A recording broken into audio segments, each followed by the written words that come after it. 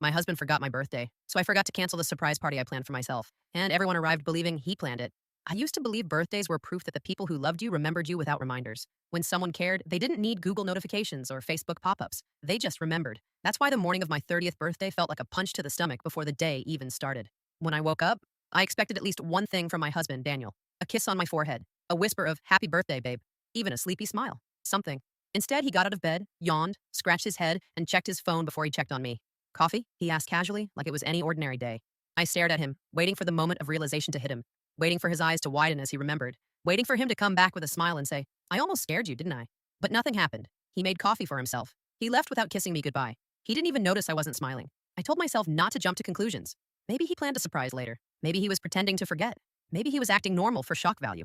After all, I had secretly planned a surprise party for myself, but technically he was supposed to think he planned it. It was going to be perfect. Friends, family, decorations, music. A night where he would shine as the amazing husband who remembered everything. I wanted him to feel good. Now I wasn't sure he even deserved that. At noon, I checked my phone. Nothing from him. No message. No missed call. Not even a quick "love you." He had been online several times. I noticed because I was staring at the chat window like a lovesick teenager.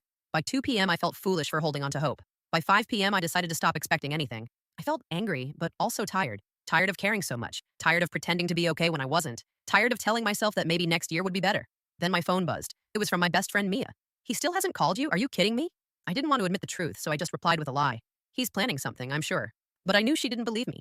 At 6 p.m., Daniel came home. I heard him laughing on the phone before he walked inside. He wasn't talking to me. He wasn't thinking of me. He didn't even pause outside the door like he was preparing something special. He walked in and said the most ordinary sentence in the world. "What's for dinner?" No smile. No realization. No guilt. Nothing. That was the exact moment my heart hardened. Not broken. Hardened.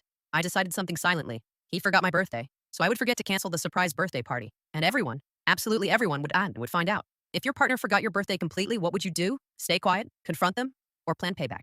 I didn't say a single word about my birthday that night. Not a hint. Not a sarcastic comment. Not a single disappointed sigh. I acted completely normal, and, I think that scared him more than any confrontation ever could have. Silence is powerful when someone knows. Deep inside, they messed up. At dinner, he scrolled through his phone while eating, laughing at something one of his coworkers sent him. I watched his face in the glow of the screen and wondered when I stopped being the person who made him smile like that. Or if I ever really was. I thought maybe he'd remember after dinner. Maybe he'd look at me and suddenly panic. Nothing. He went to take a shower.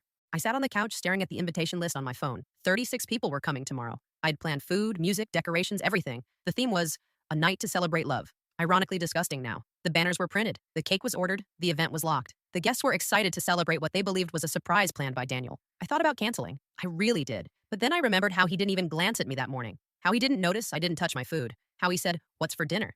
instead of "Happy birthday." No, the party would not be canceled. The next morning, I woke up early. He was leaving for work. Again, nothing. He didn't kiss me goodbye. He didn't even ask why I wasn't smiling. At this point, he didn't forget. He didn't care. That was worse. An hour later, Mia picked me up to decorate the venue. I broke the news to her gently, though there was nothing gentle about the situation. "He forgot," I said, trying not to cry. She stared at me like she wanted to burn the world down for me. "We're not canceling," she said firmly. "He doesn't get away with this."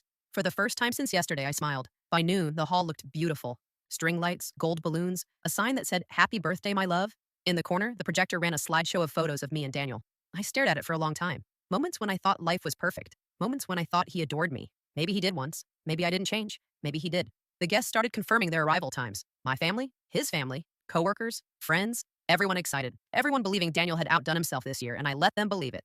At 6:15 p.m., I put on my dress, a deep red, the one he once called dangerously pretty. My hair was perfect, my makeup flawless. I looked like a woman celebrating love and happiness. Inside, I was a storm.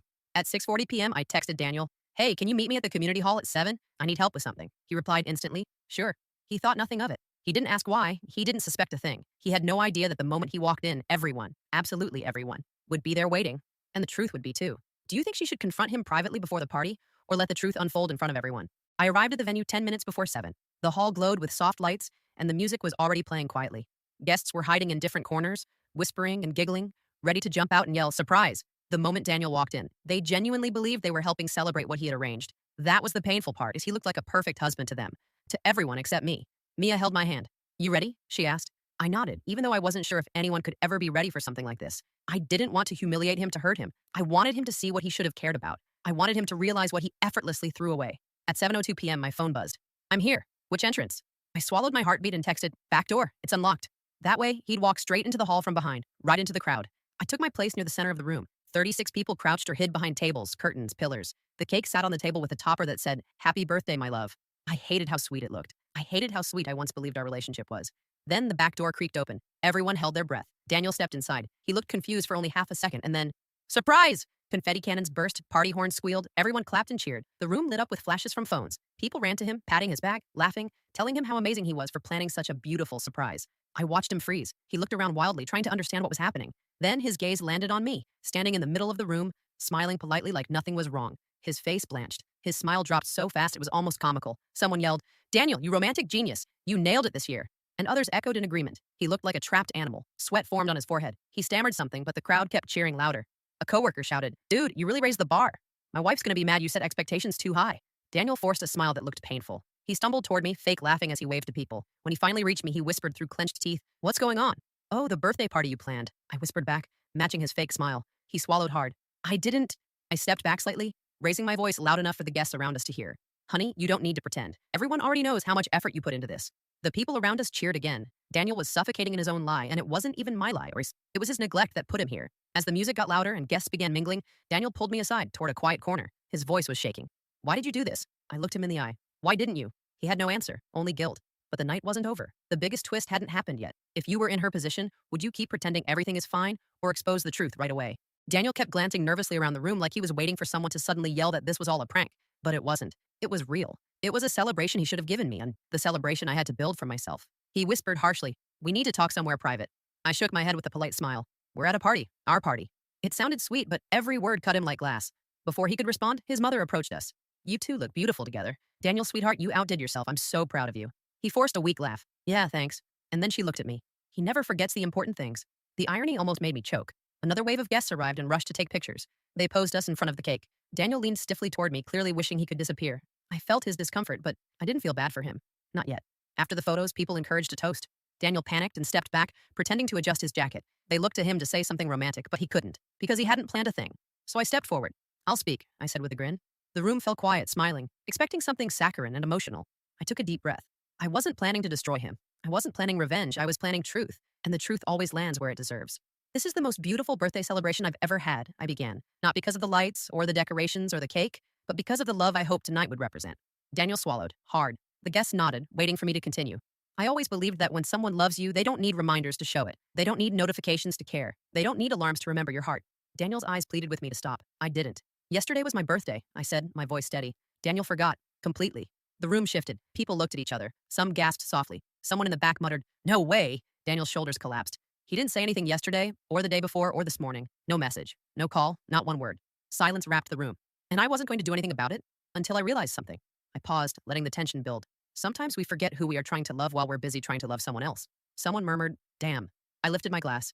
So tonight isn't here to celebrate what my husband did. It's to celebrate what I deserve. There was no applause at first, just shock. Then Mia, teary-eyed and furious on my behalf, clapped. Others joined slowly, then loudly. The hall filled with applause, but it wasn't for Daniel. It was for me. Daniel trembled beside me. "We need to talk now," he whispered. I met his eyes, unshaken. "Then talk." He didn't because he wasn't ready yet, but I was. Tonight was just beginning. Do you think she went too far, or was this the only way he would finally understand her worth? Daniel looked like he was about to break. His jaw clenched, his eyes darting between me and the guests like he was trapped in a cage he built for himself. I could almost see the thoughts running through his head. Anger, embarrassment, panic, regret. But instead of talking, he stormed toward the exit. I didn't chase him. Everyone stared at me, waiting to know whether they should follow, ignore, or pretend nothing happened. I forced a calm smile. "Please don't let this ruin the night," I said softly. "We're here to celebrate." Slowly, the tension melted and the music resumed. People started eating, talking, laughing again. The atmosphere recovered, but now it was my party, my moment, my night. The spotlight was finally on the person who deserved it. I mingled with guests. They hugged me, complimented my dress, asked jokingly if they should beat Daniel up later.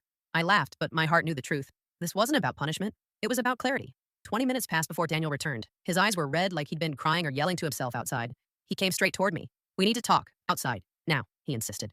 I excused myself from a group and followed him into the hallway. The moment the door closed, he exploded. "Why would you embarrass me like that?" My voice didn't shake. "I didn't embarrass you, Daniel. You embarrassed yourself when you forgot your wife's birthday?" He rubbed his face angrily. "I've been stressed. I've been busy. I've had work deadlines. You know that?" "I know," I replied gently, "but I also know you weren't too busy to send memes to your friends, plan a fishing trip, and play online poker until 2 a.m. He froze. I continued. "You weren't too busy for the things you cared about. You were too busy for me." He didn't have a rebuttal. "For one day," I whispered, "I wanted my husband to remember me without needing a notification." He sank against the wall, shoulders dropping. "I'm sorry. I messed up. I took us for granted." That's the problem, Daniel, I said. You keep assuming I'll always be here, even when you stop showing up. He looked up with genuine fear now. Are you leaving me? I didn't answer immediately. I needed him to sit in the uncertainty. The same uncertainty I sat in yesterday while staring at my phone hoping he cared. Finally, I said, I haven't decided anything yet, but tonight isn't about whether I stay or go. Tonight is about the version of me I almost forgot, the one who deserves effort. He shut his eyes, pained. And whether you're part of my future, I added, depends on whether you remember I exist without needing a reminder. He took a shaky breath. Can I come back inside? Can I try to fix this?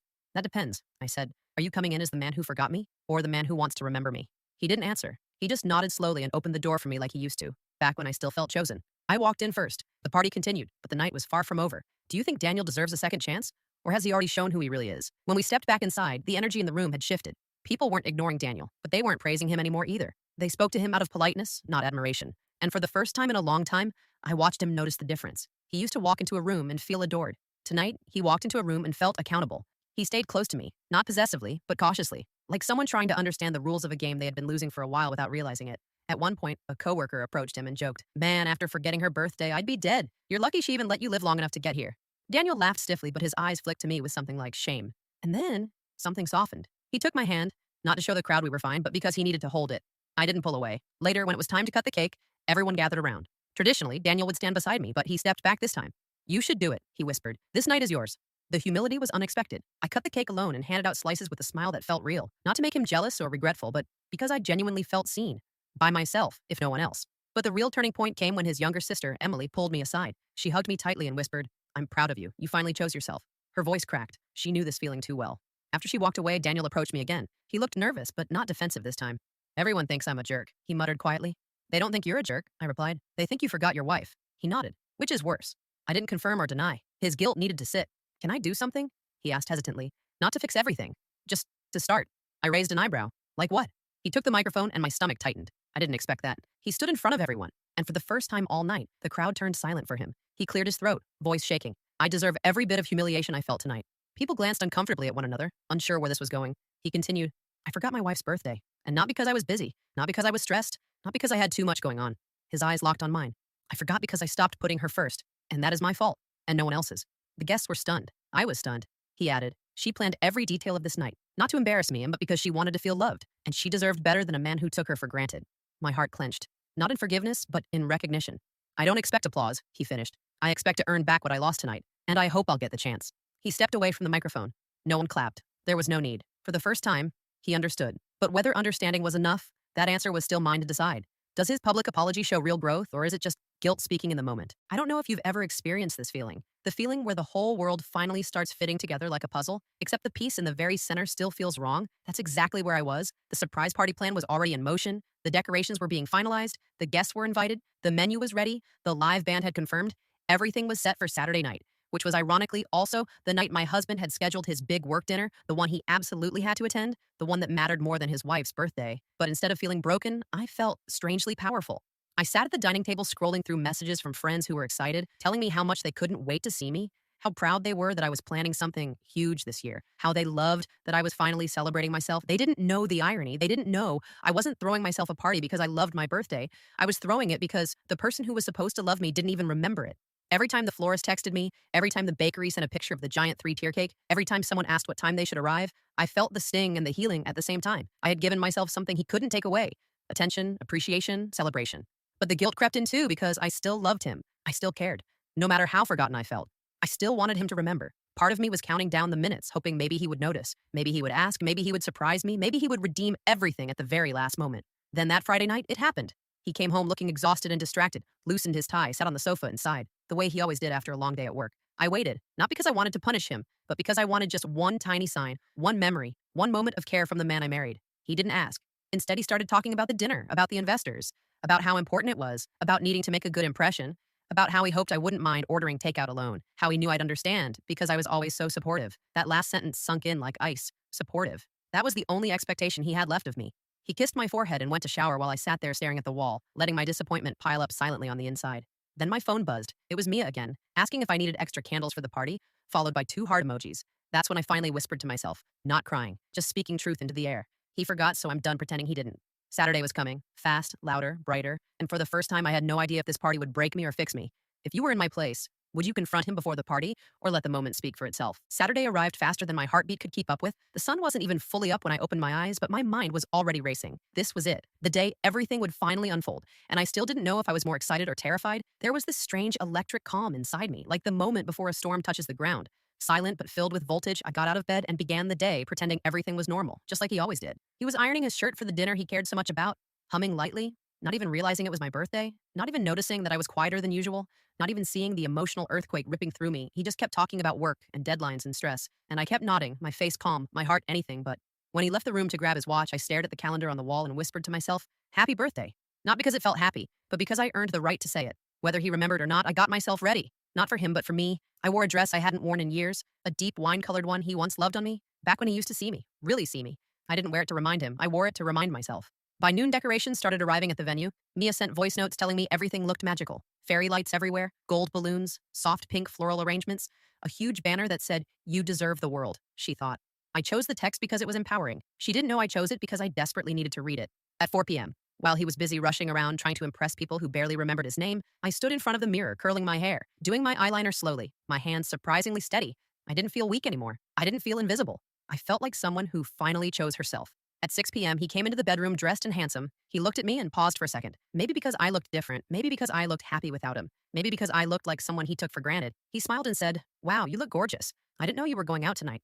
And something about that sentence nearly shattered me, not because of what he said, but because of what he didn't. He checked his watch again and said he was leaving early for the dinner, kissed my cheek absent-mindedly, and told me not to wait up. That sentence echoed in my head like thunder after a lightning strike. Don't wait up. And as the door closed behind him, everything inside me went silent. For the first time in months, maybe years, I didn't run after him. I didn't break down. I didn't beg to be remembered. I just picked up my car keys, grabbed my purse, and walked out to my own celebration. After all, the surprise party wasn't for him anymore. It was for me. If you were me, would you still want him to show up at the party? Or would you rather he stayed away? The hall door slid open, and for a moment I forgot how to breathe. The place looked like a dream I didn't know I deserved. Warm lights, soft music, laughter filling every corner, and when everyone turned toward me and yelled, "Happy birthday!" I swear my chest cracked open, not from pain, but from something I hadn't felt in so long. Pure love, real love, the kind that didn't need reminders or conditions or perfect calendars.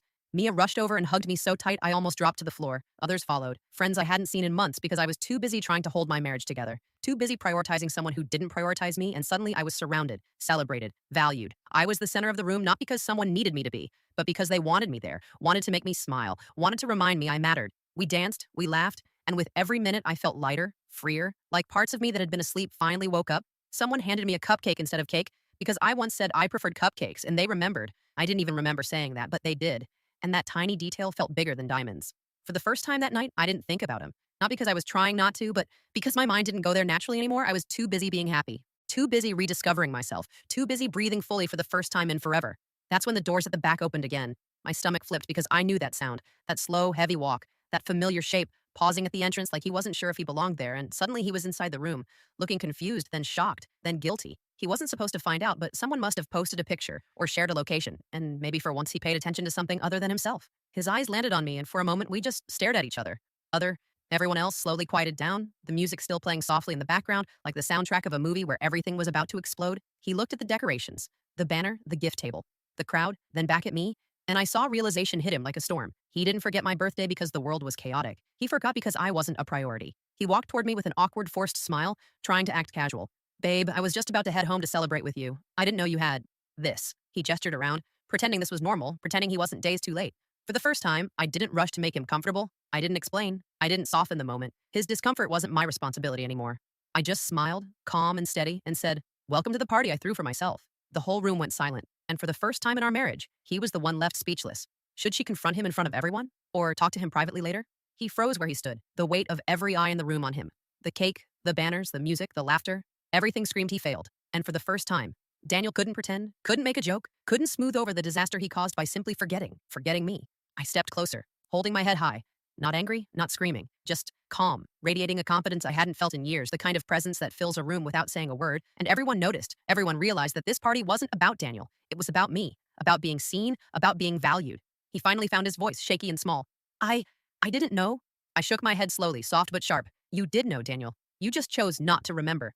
The murmurs started, whispers circling around the hall like sparks ready to ignite, friends exchanging glances, family leaning in, the tension electric, and I let it stretch, let him sit in the moment he created, every second a mirror reflecting his own neglect. "Why didn't you tell me?" he asked, almost pleading, almost breaking.